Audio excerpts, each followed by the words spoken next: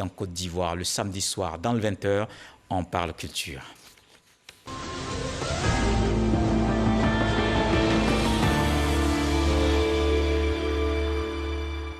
Et c'est l'Est du pays qui nous accueille. À Bandoukou, le Sakraboutou se danse les après-midi, le jour de la grande prière de la fête de Ramadan.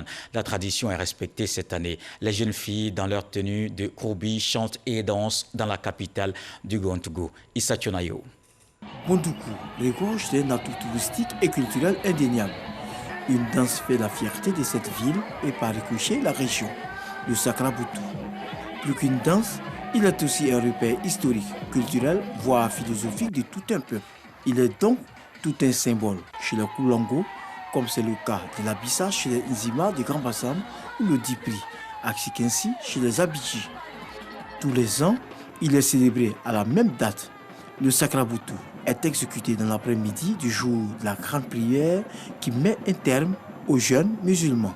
Ce jour-là, des jeunes d'ordinaire calme et réservés parés dans leurs costumes, de boubous ornés de gris-gris réels ou factices, affublés de masques et coiffés de perruques ou de chéchias, ressemblent à de farouches guerriers. Ils investissent rues et ruelles de la ville. Derrière eux, des jeunes filles, parées aussi de leurs costumes de koulbi, chantent et dansent.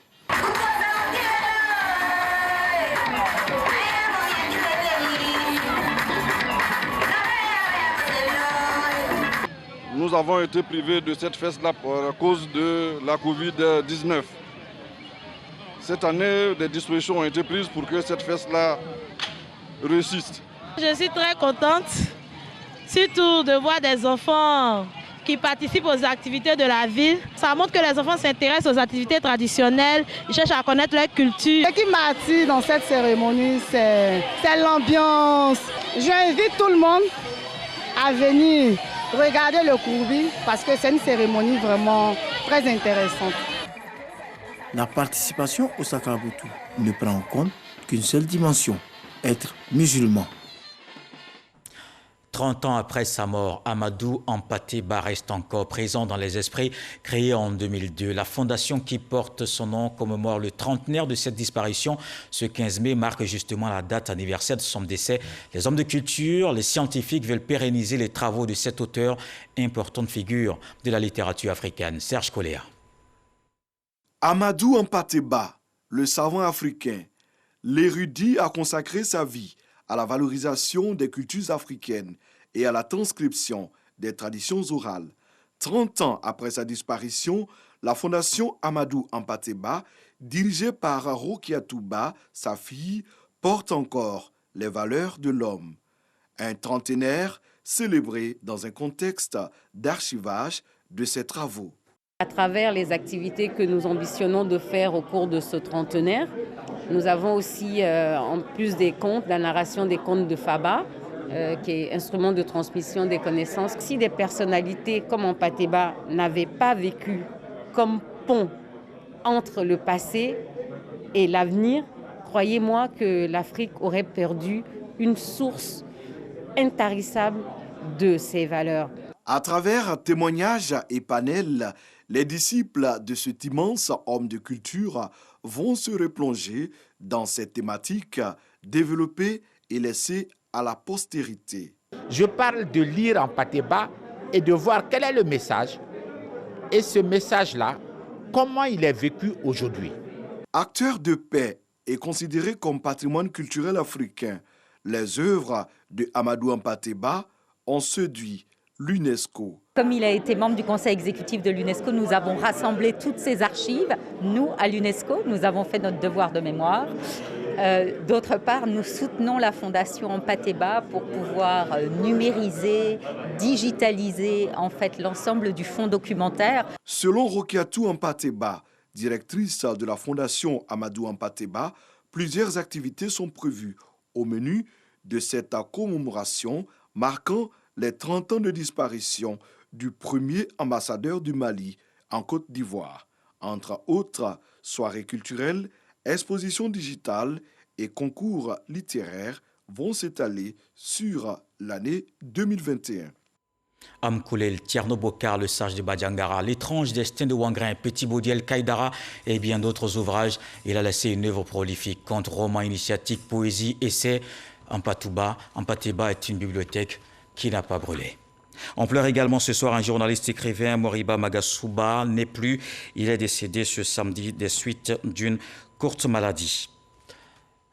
Il était une grande figure de l'islam en Côte d'Ivoire. Ce samedi a eu lieu la dédicace de l'ouvrage de Cheikh Bouraï Fofana, Un homme, une vision, une œuvre de Aliou Touré. Elle retrace l'histoire d'un guide qui aura marqué la communauté musulmane. Logoreti Sèche-Coléa.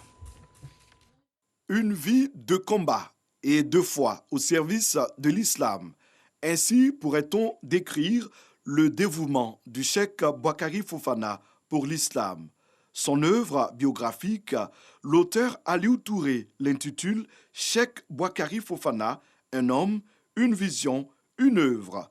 L'idée de cet ouvrage, dédié aux guides religieux, naît en 1988.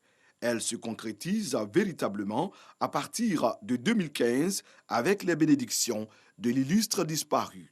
Alors que nous étions encore étudiants, en compagnie de mon ami Moustapha Soumaoro, nous sommes allés rendre visite à Oustaz Boukari Fofana à son bureau au plateau ici. Et ce jour-là, Oustaz Fofana a arrêté de faire ce qu'il faisait comme travail et a commencé à nous parler de la lutte dans le sentier de l'islam. Il a axé son intervention autour de 2 versets du Coran. J'ai été tellement édifié par les propos de Oustaz. Lorsque nous sommes sortis, j'ai confié à mon ami que nous sommes témoins de la force d'un homme qui se prépare à changer le monde. Le roman d'Aliou Touré est salué par plusieurs personnalités. Toutes sont unanimes sur l'apport de Cheikh Boukari Fofana en tant que pionnier de la structuration de l'islam en Côte d'Ivoire. C'est une œuvre qui retrace d'une parfaite manière la vie et l'œuvre de Cheikh Boukari Fofana, de son engagement pour donner confiance à la fois aux anciens, aux élèves et aux étudiants, pour prendre conscience de leur rôle dans la communauté, s'engager et travailler à une organisation de l'islam dans le pays, un vecteur important pour la consolidation de la cohésion et du dialogue interreligieux dans notre pays. L'organisation de l'islam moderne en Côte d'Ivoire, c'est son œuvre. Il était un homme inspiré, il était un homme accompli et il était un sachant. Le Cheikh Boukari Fofana a incarné les valeurs que le prophète Mohammed sallallahu alayhi wa sallam a enseigné pendant 23 ans. En un quart de siècle, l'islam était connu partout dans le monde. Cheikh Boukari Fofana est décédé le 17 mai 2020 à l'âge de 77 ans. L'ouvrage biographique de 181 pages est sorti aux éditions Al-Hikma. On retrouve notre invité de la page culture, auteur de l'œuvre Liaison fatale, Adama Aïdara. C'est un recueil de 5 nouvelles et toutes parlent de l'amour. En plus, vous êtes à votre 4e ouvrage. Pourquoi ces histoires à l'eau de rose? Bien, ces histoires à l'eau de rose parce que, vous savez, l'humanité est faite d'hommes et de femmes qui ont des relations et je fais des incursions dans, disons, des tranches de vie sentimentale des humains parce que c'est commun. C'est commun et c'est un vivier d'informations dans lequel on peut puiser beaucoup de choses qui peuvent servir de leçons. D'accord. Avant de parler de liaison fatale, il y a les premières nouvelles comme Cœur brisé qui traitent des mésaventures de Adrienne, mais en même temps qui nous plongent dans des sujets d'actualité comme l'excision, comme le mariage forcé. C'est une forme d'interpellation? Bien sûr, c'est une forme d'interpellation dans la mesure où certains actes posés ont des conséquences négatives. Alors, pour un écrivain, il faut interpeller. Il faut interpeller la population sur certaines actions qui peuvent nuire à la santé et à bien d'autres choses. Le mariage forcé, comme vous le dites, a des conséquences. L'excision a des conséquences. Moi étant de l'Ouest, chez nous, chez les Dents, c'est une habitude qui a posé beaucoup de problèmes à l'époque. Heureusement que l'État intervient pour que ce genre de choses puisse reculer. Sinon, tout le monde sait qu'il y a des conséquences néfastes pour la femme qui est excisée. D'accord. Alors, c'est une interpellation. Oui, on va revenir à vous tout à l'heure. Franck Ouadio a lu Liaison fatale, un foyer menacé par le mensonge, la duplicité, l'hypocrisie. On va regarder ce qu'il en dit et on se retrouve. Toute ressemblance ne serait que pure coïncidence. Les protagonistes des différents récits sont des personnes fictives. L'œuvre est extraite de l'imaginaire individuel de l'auteur Adama Aïdara, mais que de ressemblances entre personnages, caractères et situations décrites et réalités vécues par plusieurs. Édouard, c'est le bourreau des cœurs et médecin de Léo, femme mariée qui risquera l'équilibre de son foyer pour un brin d'amour fugace qui d'ailleurs n'ira pas à son terme. C'est le résumé de Liaison fatale, texte éponyme, mais l'œuvre porte un total de 5 nouvelles.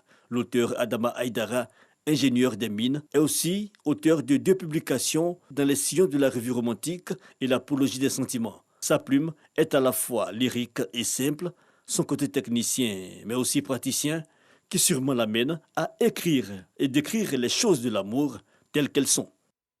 Alors, Liaison fatale, quelle histoire, quelle histoire. Et on se demande comment Édouard a pu faire ça. Écoutez, la cupidité de certains hommes les pousse à agir dans le mauvais sens. Sinon, un professionnel un médecin, de la médecine ne devrait pas poser un tel acte à l'endroit de l'une de ses patientes. C'est-à-dire la draguer, et l'emmener, la détourner finalement de son foyer et puis la laisser comme vraiment une orange qu'on a sucée dont on jette. Alors quand on a lu Liaison fatale, on cherche à qui on peut imputer la responsabilité dans cette situation, mais on pense tout de suite à Édouard. Et Léo, la dame? Écoutez, les responsabilités sont partagées dans la mesure où l'acte est posé par 2 personnes. C'est vrai que chacun a sa part de responsabilité, mais la plus grosse part de responsabilité revient à Édouard, le médecin, qui en principe ne devrait pas agir de cette façon-là. Parce qu'à la fin, la dame perd des 2 côtés, elle perd son foyer. Et là, c'est un drame. Oui, parce que, et puis en même temps, ces 2 amants qui sont évidemment mariés savaient pertinemment que cet amour voué à l'échec, évidemment, mais ils ont continué. Ils ont continué, et c'est ça le péché. C'est ça le péché. Alors, ils ont tenté quand même de trouver des solutions. À un moment donné, ils se sont arrêtés, ils ont compris que c'était sans issue. Mais pourquoi ça n'a pas fonctionné? Pourquoi ils n'ont pas arrêté aussitôt? Je crois que... Vous savez, à un moment donné, quand on pose un certain nombre d'actes, il y a la conscience qui interpelle. Il y a la conscience qui interpelle. Parce que quand Léo dit, mais il faut divorcer, moi aussi je suis presque divorcé, et puis nous allons nous marier, le monsieur dit, mais ça ne peut pas se faire, je suis marié depuis 6 ans, ça ne peut pas s'effacer du revers de la main, et j'ai 2 enfants, qu'est-ce que je fais? Ça veut dire quelque part, il commence à se rendre compte qu'il est coincé, il a un foyer, il a 2 enfants. Donc, ici, il faut... Mais c'était aussi le cas pour Léo, qui elle aussi était mariée. Bien sûr. Oui. Elle, son foyer battait de l'aile, mais le monsieur, on a l'impression que c'était juste pour s'amuser, ce qui n'est pas bon. Oui, alors que elle jouait avec les sentiments des gens et des femmes surtout. Alors que elle, Léo, était vraiment très engagée dans cette histoire. Elle était engagée. Elle était engagée. Pour elle, elle voulait sauter d'une branche à une autre. Et donc, elle y est allée vraiment de façon engagée, oui. Ce qui fait que la chute a été terrible. Oui, elle multipliait même les scènes de jalousie. Exactement. Une infidèle jalouse, hein? Oui, oui. Bon, d'accord. Des coups de fil nocturnes, des lettres anonymes et tout ça. Eh bien, je pense que tout ça a dû faire peur à Dr Édouard, qui s'est rétracté. Mais il avait quand même essayé plusieurs fois de mettre fin à la situation. Il a convoqué à son bureau, etc. Mais ça n'a pas marché parce que peut-être Léo cherchait une autre solution en se séparant de son couple, de son époux actuel. Oui. Il cherchait une solution, évidemment, pour revivre un autre amour. Bien sûr, bien sûr. Et ça, je pense que le Dr Edouard n'avait pas eu le temps d'étudier Léo. Et donc, au fur et à mesure qu'elle avançait, qu'elle attaquait, je pense qu'il a dû prendre peur. Il a dû prendre peur parce que un homme marié qui a 2 enfants, qui est médecin, je pense qu'à un moment donné, si sa conscience ne lui demande pas de réfléchir avant d'agir, c'est pas bon. Donc je pense qu'à un moment donné, il s'est rattrapé, mais il s'est rattrapé au moment où la dame était très engagée, et c'est ça le drame. C'est ça le drame. Oui, on a presque évité justement un autre drame, par exemple un suicide. Tel qu'on a vu Léo très engagé, on pourrait imaginer qu'à un moment donné... Elle pouvait se faire du mal. Oui. Elle pouvait se faire du mal parce qu'au moment où ça n'allait pas des 2 côtés, elle a même dit là que j'étais prise comme une mouche dans une toile d'araignée. Et en ce moment, manquant de conseils, manquant de soutien psychologique et tout ça, et elle a failli se faire du mal parce qu'elle dit qu'elle croyait vivre dans un bagne, qu'elle flétrissait comme une fleur manquant d'eau. Ça veut dire qu'elle souffrait sérieusement. Et là, elle était sans assistance, sans aide, sans conseiller. Là, ça pouvait être dramatique. Alors, quelle a été la réaction de part et d'autre? L'époux d'un côté et l'épouse de l'autre? Bon, c'est de la fiction. Je crois qu'on ne rentre pas dans tous les détails. On permet au lecteur de réfléchir, d'imaginer la suite. Mais il se trouve que du côté de Léo, le mari s'étant rendu compte des actes de trahison posés par son épouse, il a dit carrément qu'il ne pouvait plus continuer avec elle. Lui, il a pris ses responsabilités, il est parti. C'est du côté du docteur Edouard que, disons que l'épouse ne s'est pas rendue compte de ce qui se passait, puisque Edouard évitait d'aller à l'hôtel et puis il prenait des précautions, mais malheureusement, tout se passait dans son bureau, ce qui n'est pas normal. C'est tout ça pour interpeller les gens, pour dire qu'ils doivent prendre conscience d'une certaine démarche professionnelle, sentimentale et tout ça. Je crois que c'est très important dans la vie d'un homme. Merci Adama Aïdara, l'invité de la page Culture. Et avec vous, nous avons parlé de votre recueil de nouvelles, Liaison fatale. Merci. Et je rappelle, avant de refermer ce journal, qu'à l'invitation du président de la République française, Emmanuel Macron, le président Alassane Ouattara a quitté Abidjan ce samedi pour la France. À Paris, il prendra part au sommet sur le financement des économies africaines. Cette rencontre vise à mettre en place un soutien financier massif aux économies africaines durement éprouvées par la pandémie de Covid-19. Elle permettra de poser les bases d'un nouveau cycle de croissance sur le continent. La question de la restructuration de la dette des pays africains sera également abordée au cours de ce sommet. À marge, le chef de l'État aura des entretiens avec ses homologues et plusieurs autres personnalités. Liaison fatale de Adama Aïdara, c'est une œuvre à lire parue aux nouvelles éditions Balenfant. Voilà qui met un terme à ce journal. Merci de l'avoir suivi. Retour de l'actualité 23h avec Herman Guivet. Ce soir, une fois n'est pas coutume, hommage à Ampateba qui nous apprend que quand il arrive dans un endroit, le caméléon prend la couleur du lieu. Ce n'est pas de l'hypocrisie, c'est la tolérance et le savoir-vivre. Dieu le voulant, on se retrouve demain.